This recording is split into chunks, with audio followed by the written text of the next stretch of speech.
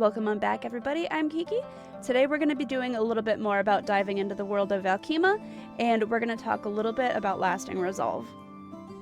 So Lasting Resolve is one of our islands down at the southeast down here. It is the most eastern of the two, so right here, right next to Inkwell Isle. Lasting Resolve has a population of about 700 people, so not too big.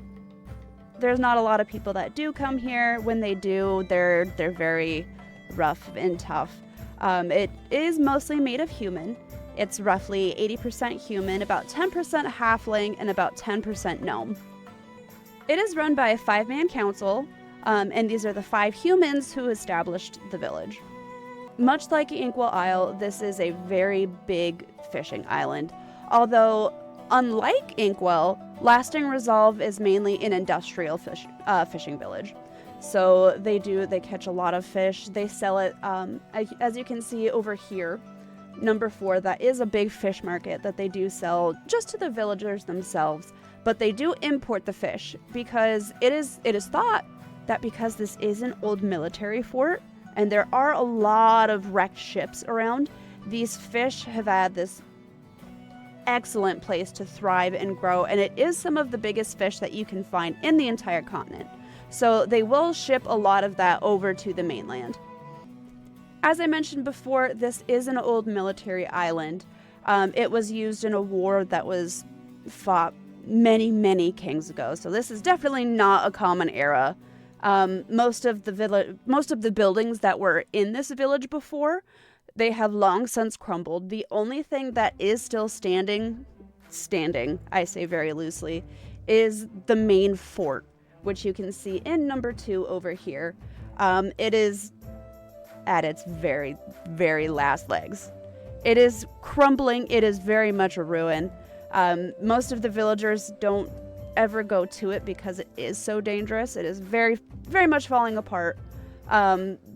This was just a very good spot that these 5 men came and they found all of these beautiful fish, and they were kind of escaping their lives on the mainland, and they thought this was a great place to start their new expedition.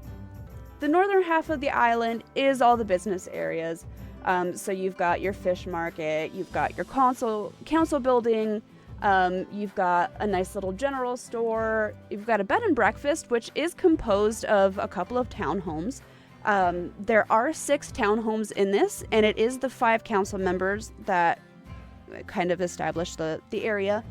They own 5 of them, and then there is a woman named Tia who established one of the condos or townhomes into a bed and breakfast.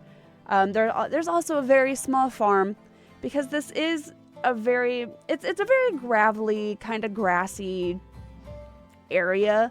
So there's really not a lot of land to grow all of these crops. They do have to import a lot of crops from other areas, so it is a good trade, fish for fruits and vegetables. The southern half of the island is going to be all of the town villagers' homes. It's really not listed on the map here, but there are a lot of very small homes. It's a lot of single family homes. Some of them do have double families, so there will be multiple 2 or 3 families living in the homes because there's not a lot of land. There is a dark problem that is plaguing the villagers. A lot of the fishermen have these issues with this plague. If you want to find out what this is, you're going to have to tune into In the Beginning Valkima episode 2 to figure out what the party uncovers. We'll see you there. Goodbye.